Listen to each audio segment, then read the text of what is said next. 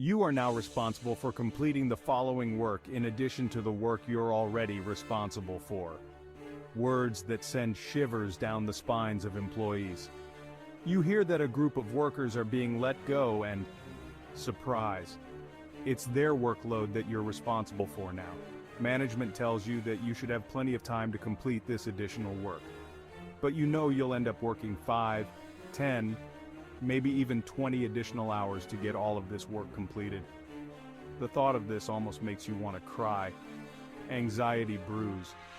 What was once a 40-hour-a-week job now becomes 60 hours. The executives and managers talk about this as a good change, but you know it's just a way for them to cut overhead by reducing payroll expenditures. High-level management is happy, executives are happy, but what about the people doing the work? They're the ones that have to struggle with the weight of the additional workload as well as working additional hours, and having less time to spend with family, and even less time to sleep. The executives and management see only numbers, not faces. They see balance sheets, not the mounting stress on their workforce. The focus shifts from people to profits, and in this shift something fundamental is lost. All the positive talk you hear from management is just a way to mask the brutal reality of increased workloads. Employees already stretched thin are suddenly tasked with doing more with less. Deadlines loom, expectations soar, and the pressure becomes suffocating. The psychological toll is immense. Stress becomes the new normal. Anxiety becomes a constant companion. Job satisfaction plummets, replaced by a sense of being overwhelmed and undervalued. The passion that once fueled their work is extinguished, leaving behind a sense of emptiness and disillusionment.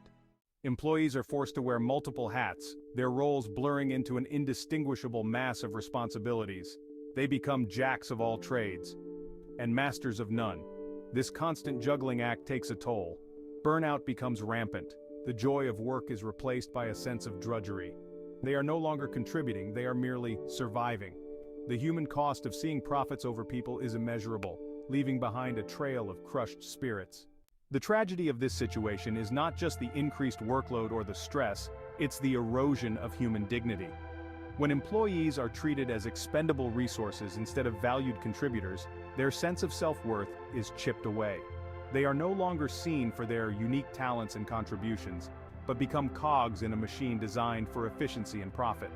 This dehumanization is an insidious consequence. It leaves employees feeling lost, demoralized, and utterly insignificant. This current model that many employers often practice prioritizes profit over people. This needs to change.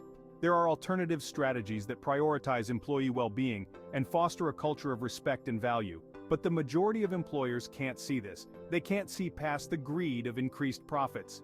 Employees need to take back their lives and find a way to combat these indignities. Their emotional well-being depends on it.